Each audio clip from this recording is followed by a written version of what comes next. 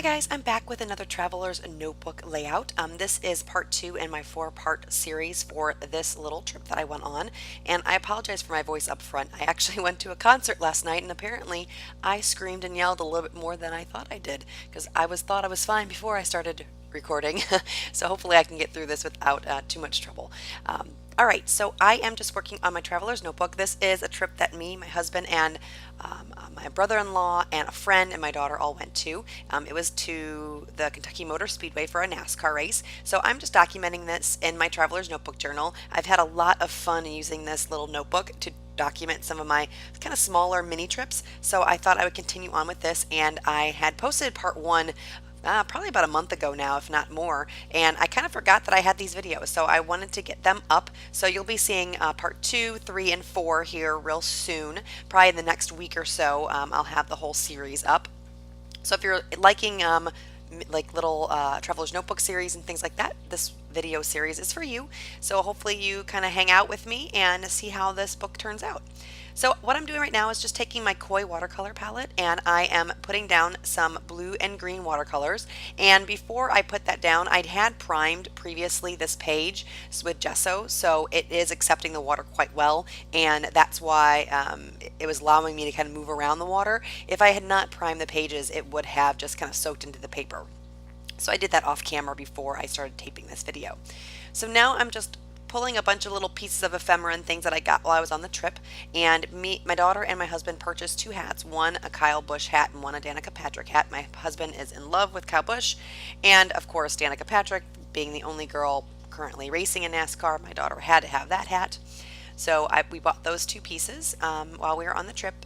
And I'm just kind of using some of the stickers and things like that that came off of the merchandise. And the reason I'm gluing those two together is I'm going to make a little flap with it, and I wanted to keep those in the book because it has the prices of the hats, and I thought looking back later on, several years from now, it would be interesting to see what these items cost. So sometimes I like to incorporate that too in my notebooks and my project life and things like that.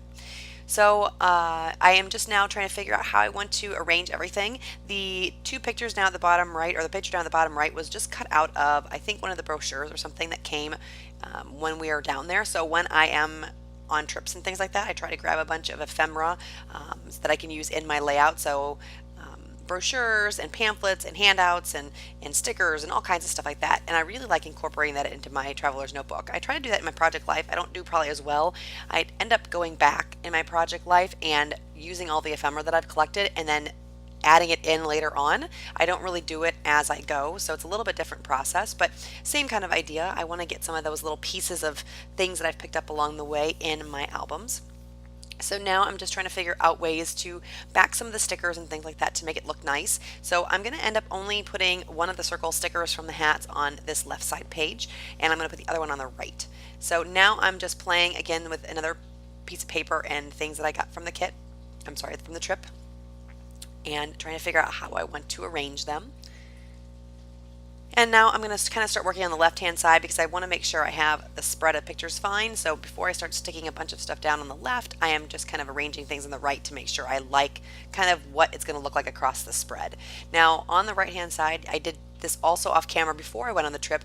I took my Tim Holtz sprays in a yellow and a green color, and I sprayed through a stencil. So on the right hand side, that is what that is over there. So I really like how that turned out. It's a real nice pop of green and yellow. Now I'm working on the top right. I am adding some blue watercolor down up in the top right, or top left, I'm sorry. And I'm using that to kind of anchor the photo that I'm going to be putting down because I thought it looked like it was a little floaty. So I thought doing this will help out a little bit. So I'm just kind of putting the color down, dabbing it up wherever I think it's a little bit too much until I get the look that I want. And it's really fun to play with these watercolors. I highly recommend that if you are intimidated by watercolors and things like that, especially if you want to use them on your scrapbook page, using them in a traveler's notebook type of format is really, really fun. And I feel less concerned that I'm going to mess up in a notebook or in a format like this than if I'm on a 12 by 12 page for some reason. So if you guys have that same issue, I highly recommend playing in a traveler's notebook or a little art journal or something where it's kind of like your stuff to play with and it's more of like a collage-y look. And I feel like I have a little bit more freedom and independence here. So that's just my 2 cents, and hopefully that helps someone out there that is struggling with mixed media. I'm taking those mists that I use on the right hand side and misting or sprinkling them on the left. And I did that just kind of to bring the two pages together because the colors are slightly different, because I'm using the watercolor palette on the left and the sprays on the right. So I just added those little dots in, and I think that helps add the color across the page. And now I'm pretty satisfied with what I have on the left hand side, so I'm going to start gluing things down. The little photos that I'm using, and I mentioned this in another layout, but the little photos that I'm using are from my Polaroid zip printer. And I printed all of those while I was on the trip driving home, actually. And it's perfect because it is this little awesome little portable printer, and it is so much fun. I highly recommend it. The quality of the photos aren't as good as if you printed them at like a local chain store or something like that, but for these kind of travelers notebooks and having something mobile, it's perfect. So a lot of times when I do these traveler notebook books, I like to do my collaging and my pages while I'm on the road, in the car or at the hotel, and that little Polaroid zip printer is the perfect solution, and you can get those printed pictures out. And now I will scrap a lot of these in my Project Life and in my 12 by 12 layouts, so I don't really worry too much about the fact that maybe the quality isn't quite as good. I just like doing this. It's more for fun and to do a little bit more journaling than I do in my Project Life. And so yeah, so I'm not really too worried about the quality of the print. Like I said, it is good quality. It's just not as good as if I printed it on like my Canon Selphy or through like Walgreens or Costco or something. So now I am just journaling on that left-hand page. I glued everything down. I made that little price tag, a little flippy thing, just to have interactivity. I really like when my layouts like this, my journaling notebooks, have interactivity. So I did put that little label down with a little piece of washi tape to flip it back and forth. Now I'm working with this little handout, I guess, that I got, a pamphlet that I got from the race, and on the one side it has some information about the Kentucky Raceway Ministries, which I wasn't really interested in, but I liked the other side because it had all of the drivers, and what you can do is you can write in where their starting position is and where their ending position is. So I ended up doing that by hand, just looking up things online and finding that information out and filling that out, and then I'm covering the back side with some scrapbook paper from a Simple Stories 6x6 page or book. And now I am, after I kind of collage that together, I'm just going to add some washi tape to finish it off because I had two pieces of paper, one on the bottom and one on the top, and that washi tape just kind of finishes that crease off. Now I have a little open spot where you can still see the card on the bottom right, but I will end up covering that up here in a little bit with a sticker. These are some stickers that I've had in my stash for forever. They're kind of like this puffy, plasticky kind of sticker, and I really think they're neat, and they go perfect with the racing theme, obviously. So I'm just going to place a couple of those here on the page, and I'm going to then stick this down to make a flap on the left hand side, just using more of that green polka dot washi tape that I used for the label earlier. And I'm just using a little hotel key card to cut my washi tape. It seems easier than using a scissors, a little bit quicker. So that's a good tip for anybody that is using the washi tape, is to use like a card or something like with a flat sharp edge that you can just kind of pull it up. So there you go. I have journaling down, and I have glued that in with the tape, and now it's a little flippy interactive flap. So I really, really like that. It's a lot of fun, I think. It reminds me of those pop-up books when we were a kid, when you open them up and they have interactive things and you can pull the tabs and turn the wheels and things, and I absolutely love that. So I think it's fun to add that kind of stuff. So I'm just going through the 6x6 Simple Stories pad here again, and I'm just trying to clip out some of these things that I can cut apart. And this one says status update, and I'm just going to add this in after I fussy cut it. And I felt like there was something missing in that bottom left part of the flap that I added. So I'm going to add this, and I think I'm going to trim off part of the status update part and just glue down the other part. Yes. And then I think I'm going to put the date on this piece.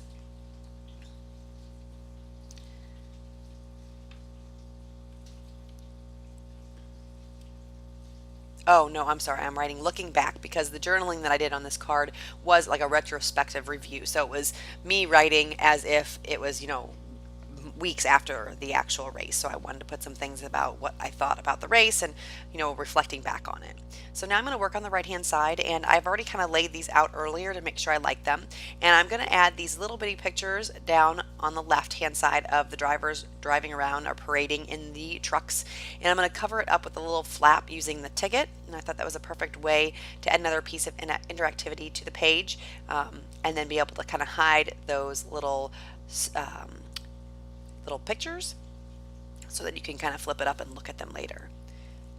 So I'm just mounting my photos now, trying to figure out what I like. I'm going to add a little orange tab using that punch there, to add some more interest to the picture on the right and bring some more orange to the bottom of the page. And I believe in a little later on I'm going to end up adding a Tim Holtz label to that tab as well. And this is also going to be a flippy. I wanted to put the tab because that kind of indicates that it has some interactivity to it as well. So I'm going to do the same thing I did on the other side of the page, using the credit card to cut the washi tape. And then I'm going to glue this little guy in here. And I'm going to put that tab so it kind of comes over just a slight bit on the right hand side, so that you'll see it kind of a little bit sticking out or peeking out from the edge of the notebook. And I really like how that looks as well. And then I'm going to end up journaling all on this page. So I'm just making sure it's stuck down real well by just pushing it down with my fingernail. And the little pictures of the trucks that I'm peeling off right now, those I actually did on my Polaroid Zip as well, but I just used my PicFrame app, and I put 4, I think, pictures on one piece of paper with the little collage, and then I printed them that way. So that's really nice. If you want to get more pictures on your little zip photos, you can use PicFrame just like you would if you were doing a 4x6 photo. So that way you can get the different sizes of pictures as well, and not waste so much paper. So if I can get 4 little pictures on one page, I think that's awesome, because then I'm not using up 4 pieces of paper.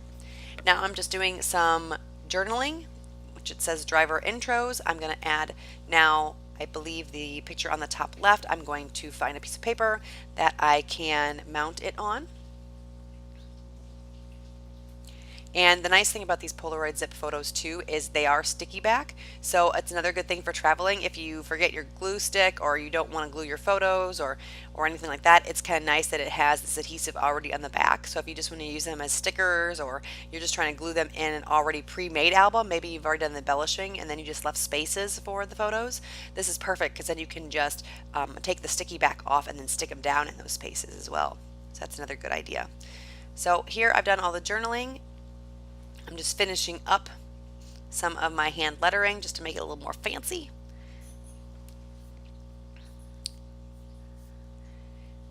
And I'm just using my precision pen on this. I really like this pen. You can get them, they're the Project Life precision pens. I got this one from the Allie Edwards shop because I was putting in an order. So you can get them from her shop, but you can also get them a lot of other places. I think Michael's might carry them as well. I had a coupon or a discount code at the Allie Edwards shop, so I got this and some stamp sets. So that, you can see kind of how they flippy do, which is just so much fun. And then I'm going to take these enamel dots, if you want to call them that. I got them, or my mom got them for me for Christmas, and they're kind of cool. They're like this kind of plasticky dome with these glitter inside of them. So they're reminiscent of an enamel dot, but they're just a little bit different.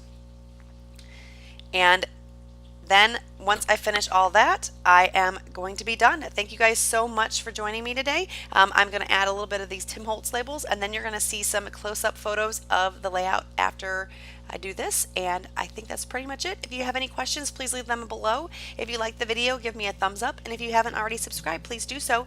I will see you guys again very, very, very soon. Bye-bye.